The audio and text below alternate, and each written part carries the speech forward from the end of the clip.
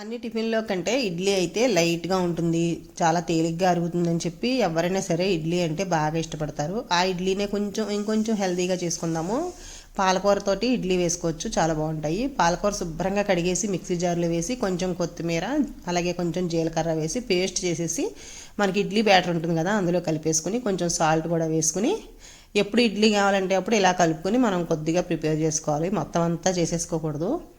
ఇప్పుడు ఒక ప్లేట్కి మనకి ఇడ్లీ రేగులు ఉంటాయి కదా, వాటికి ఆయిల్ కానీ నెయ్యి కానీ రాసేసి ఇలా ఇడ్లీలు వేసేసుకోవాలి. నేనైతే ఒకటి పెద్ద ఇడ్లీ వేసాను, ఒకటి మామూలుగా రేగులో వేసాను అనమాట. ఇలా పాలకూర ఇడ్లీలు చాలా బాగుంటాయండి, పాలక్ ఇడ్లీలు అంటారు. చాలా టేస్టీగా ఉంటాయి, హెల్తీగా కూడా ఉంటాయి. అప్పుడప్పుడు మనం ఇడ్లీలు మార్చి ఇలా కూడా ప్రిపేర్ చేసుకుంటే తినడానికి వెరైటీగానే ఉంటుంది. బ్రేక్ఫాస్ట్ అయితే హెల్తీగా కూడా అవుతుంది. మీకు ఎలా అనిపించిందో వీడియో నాకు కామెంట్ చేయండి. నచ్చితే లైక్ చేయండి. ఒకసారి ఇలా ట్రై చేయండి, మీరు కూడా చాలా బాగుంటుంది. పాలకూర అయితే మనం ఎక్కువ పిల్లలు తినరు కదా, ఇలా చేసి పెట్టండి. వాళ్ళకి తెలియదు కూడాను, గ్రీన్ కలర్లో ఉంటాయి కాబట్టి తింటారు. అలాగే ఇలా ఊతపమ్మలు కూడా చిన్న చిన్న దోశల్లా కూడా వేసుకోవచ్చు.